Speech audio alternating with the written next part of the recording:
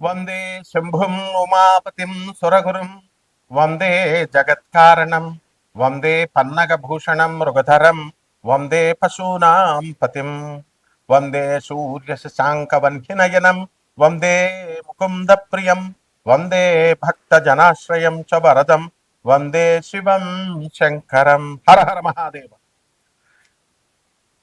వసుదేవసుతం దేవం కంసచాణూరమర్దనం దేవకీ పరమానందం కృష్ణం వందే జగద్గురుం.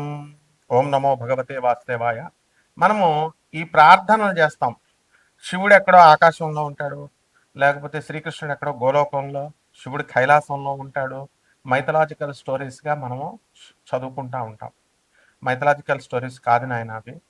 పరమేశ్వరుడు 7500 సంవత్సరాల క్రితం భూమి మీద నందీశ్వరుడు ఎద్దును వేసుకొని భూమి మీద అంతా కూడా తిరిగాడు. నమశివాయ శాంతాయ అనే పుస్తకంలో సాక్షాత్తు పరమేశ్వరుడే రాసిన పుస్తకం. మేము చూపిస్తాం ఆధారాలు. యుఎన్ఓలో సభ్యత్వం ఉన్నటువంటి సంస్థ ఆనంద మార్గ. ఆ శివుడే రాసిన పుస్తకం. ప్రపంచ దేశాలు 200 దేశాల్లో బ్రాంచీలు ఉన్నాయి ఆనంద మార్గ ప్రచారక సంఘాలు. గూగుల్ చేసుకోండి ప్రతిదీ. తర్వాత శ్రీకృష్ణ పరమాత్మ 5000 సంవత్సరాల క్రితం ఆయన అంతర్ధానమై గోలోకం వెళ్ళిపోయారు. నమామి కృష్ణ సుందరంలో స్వయంగా శ్రీకృష్ణుడే రాశాడు.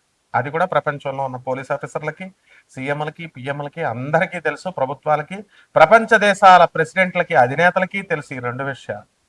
ఇప్పుడు అదే శివుడు, అదే పరమేశ్వరుడే శ్రీకృష్ణుడిగా విత్ నో డీవియేషన్స్, శివుడు ఇచ్చినటువంటి ఐడియాలజీని with no deviations lord Krishna చెప్పాడు. లార్డ్ కృష్ణ చెప్పినటువంటి సేమ్ ఐడియాలజీని lord with no deviations lord Anandamurti garu చెప్పారు. ఆయనే ప్రభాత్ రంజన్ సర్కార్. ఈ విషయం కూడా మొత్తం ప్రపంచానికి, విశ్వానికి అందరికీ తెలుసు, అధినేతలకు తెలుసు. తర్వాత ఈ యొక్క ఆయన సాక్షాత్తు శివుడు కాబట్టి ఆయన శంబాలా గ్రామం గురించి చెప్పారు గురువుగారు. ప్రభాత్ రంజన్ సర్కార్ మా గురువుగారు అనమాట. ఆయన ఆనందనగర్లో ఆ రాంచీకి 200 కిలోమీటర్స్ దూరంలో, ఆ తర్వాత బొకారో సిల్సిటీ జంషెడ్పూర్ వెళ్ళే రూట్లో ఆనందనగర్ అని పురూలియా జిల్లా లో మీరు పురూలియా జిల్లా అని కొట్టేసేయండి, వచ్చేస్తుంది. ఇదే శంబాలా గ్రామం. మరి అయితే ఇది ఏమండి, ఇది శంబాలా గ్రామం అని ఎలా చెప్తారండి? ఆయన శివుడని ఎలా చెప్తారండి? కృష్ణుడు ఎలా అని చెప్తారండి అని రావచ్చు కదా. మొత్తం ప్రపంచం అందరికీ తెలుసు. ఆయన చెప్పింది ద ఫస్ట్ ల్యాండ్, ఇదిగో గూగుల్లో సెర్చ్ చేసుకోండి, to emerge from earth's ocean appeared approximately 3.2 to 3.3 billion years ago. 3.2 billions అంటే మరి ఇన్ని కోట్ల సంవత్సరాల క్రితం ఈ భూభాగం, మొట్టమొదటి భూభాగం ఏర్పడింది. Likely in the Singhbhum region of modern Jharkhand district India, Jharkhand state India. ఇది చరిత్ర చెప్పేది, హిస్టరీ. ఇది మైథాలజీ కాదు. ఇది రామాయణం కల్పితమండి, భాగవతం మహాకావ్యం ఇవన్నీ కల్పితాలండి, పురాణాలు కుక్కిట పురాణాలు అలా చెప్పం మనం. హిస్టరీ ఇవన్నీ చరిత్ర నిజాలు చెప్తున్నాం మనం. గూగుల్లో చూసుకోండి. అంటే సింగభూమ్ రీచర్ అంటారు. అది డెక్కన్ ప్లాటో ఎలా అయితే మనకి హైదరాబాద్, తెలంగాణ రాష్ట్రంలో ఉన్నటువంటి కొన్ని ఊర్లు, అలాగే మహారాష్ట్రలో ముంబై కొన్ని ఊర్లు, అలాగే కర్ణాటకలో కొన్ని ఊర్లు ప్లస్ బెంగళూరు ఎలాగైతే డక్కన పీఠభూమి మీద ఉందో, ఈ సింఘం రీజియన్ అనేటటువంటిది జార్ఖండ్లో మనకి ఇది ఉంది. ఇది మొదట భూభాగం అని జులాజికల్ సర్వే ఆఫ్ ఇండియా చెప్పింది. ఇదిగో చూడండి, ఎలా geological evidence, studies of sandstones in the Singhbhum creation of India have revealed sign of erosion and weathering, indicating that this land was exposed to the atmosphere, not submerged. ఇది ఎంత ఉండాలమ్మా. Professor మీకు professor Dave అనేటువంటి ఆయన కూడా దీని మీద research చేసి ఆధునిక కాలంలో మొన్న వీడియో ఉంది, యూట్యూబ్లో చూసుకోండి. అంటే మన గురువు గారు సాక్షాత్తు పరమేశ్వరుడే మనకి లార్డ్ కృష్ణగా వచ్చారు, మరి ఆయనే ఆనందమూర్తిగా వచ్చారు. అసలు అప్పులతో బాధపడిపోతున్నాం మనందరం కూడా. పెళ్ళిళ్ళు కావట్లేదండి, ఎంత పెద్ద పోస్టుల్లో ఉన్న వాళ్ళకు కూడా, వాళ్ళ పిల్లలకు కూడా. అలాగే విడాకులు అయిపోతున్నాయండి.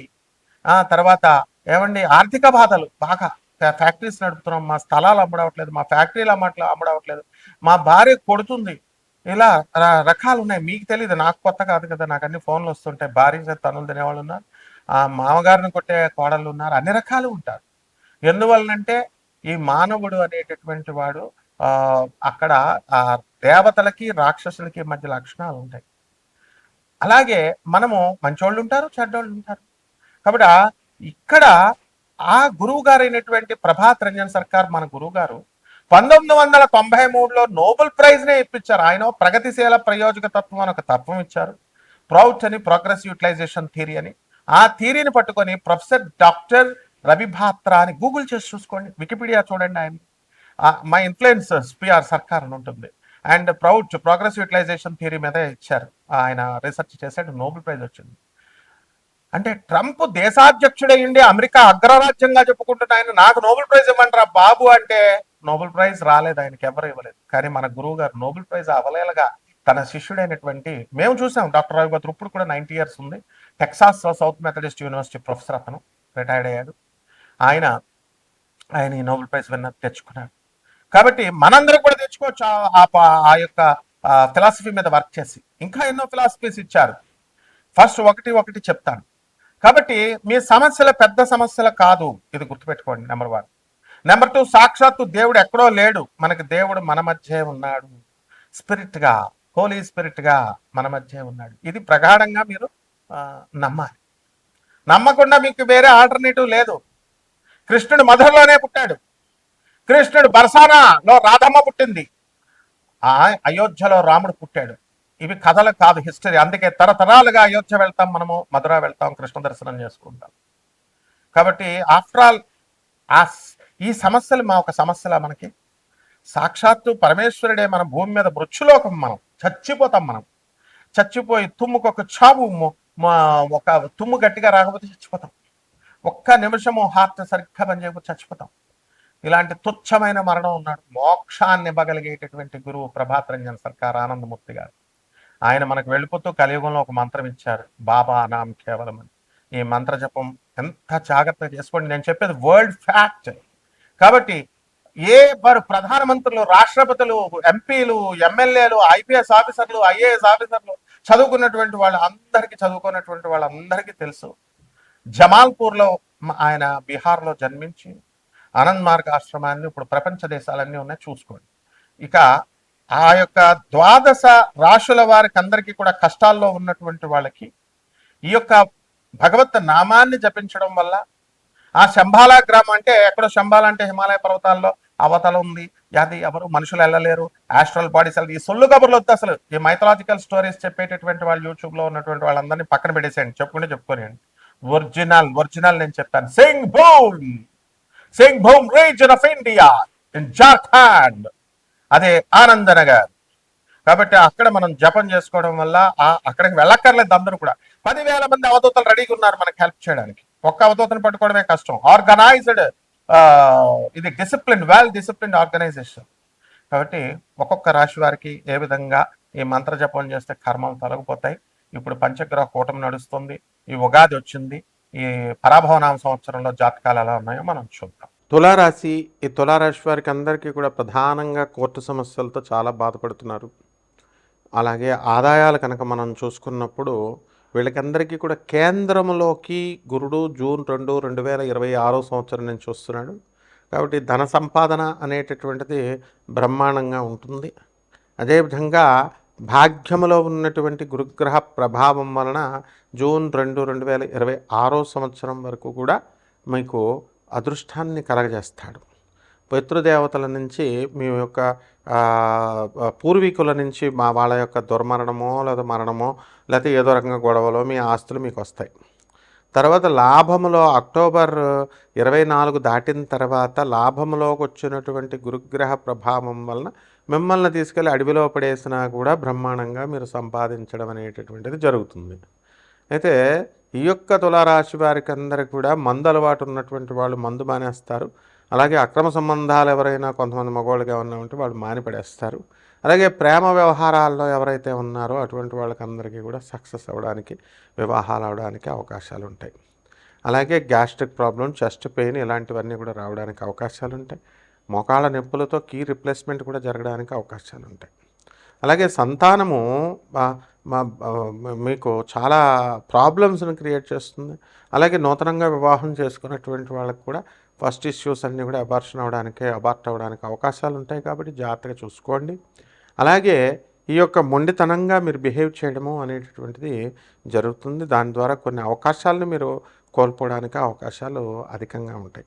అలాగే కోర్టు వ్యవహారాలు కొన్ని సంవత్సరాలుగా మీరు తిరుగుతున్నటువంటి వాళ్ళు ఇంకా ఒక దారి పడవు. కాబట్టి ఈ రకంగా ఈ సింహరాశి వాళ్ళందరూ కూడా ఎవరైతే అధిక అప్పుల బాధల్లో ఉన్నారో అటువంటి వాళ్ళ అప్పులు తీరేటటువంటి అవకాశాలు మీకు ఉన్నాయి. అలాగే ఈ అవకాశాలను మనం సద్వినియోగం చేసుకోవాలి. అలాగే విద్యార్థులు కూడా చదువుల్లో ముందంజలోకి వెళ్తారు. రైతుల పరిస్థితి తులారాశిలో ఉన్నటువంటి వాళ్ళకి బాగుండదు. కాబట్టి వీళ్ళు అధికమైనటువంటి అప్పులు చేయడం అనేటటువంటిది జరుగుతుంది.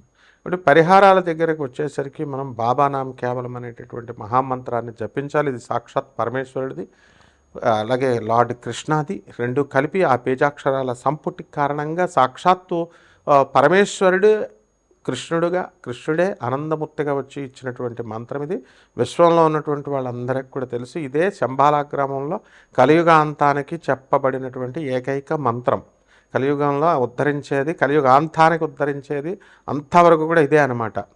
ఆ విధంగా హలో వెంకటనాయకు మన వెంకటేశ్వర స్వామి ఎలాగా కలియుగ దేవుడు అన్నారు, కృష్ణుడిని రాముడిని అనలేదు కదా. అలా ఈ యొక్క కలియుగ భవిష్యోత్తర పురాణంలో క్లియర్గా చెప్పబడింది. ఆనందమూర్తి గారిగా సాక్షాత్ పరమేశ్వరుడు శ్రీకృష్ణ పరమాత్మ పుట్టారు. ఈ మంత్రాన్ని వారే ఇచ్చారు, సాక్షాత్ శివుడు.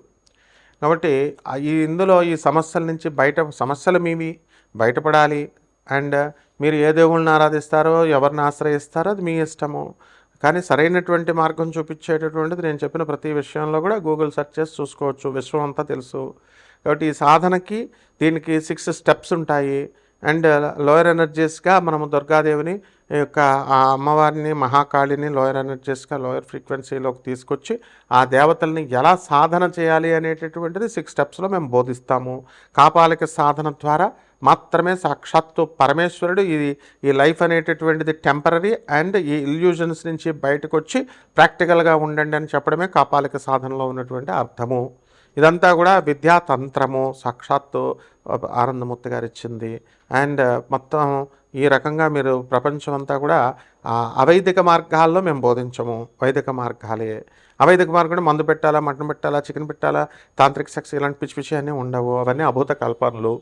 సో ఎవరైతే ప్రాక్టికల్గా ఆర్గనైజ్డ్ వేలో వెళ్ళాలి అనుకునేటటువంటి వాళ్ళు ద్వాదశ శక్తి పీఠాలు, ద్వాదశ జ్యోతిర్లింగాలు, అష్టాదశ శక్తి పీఠాల్లో సాధన, ఇవన్నీ కూడా మేము మీకు ఒక ఆర్గనైజ్డ్ వేలో చెప్తాం. మాకు గురు పరంపర ఉంది. మాకు చిన్నతనం నుంచి కూడా గురువులతో ఇప్పుడు కూడా మేము కళాపోషణకు వెళ్తాం. కాబట్టి I will definitely help you by guiding you. Subhamastu.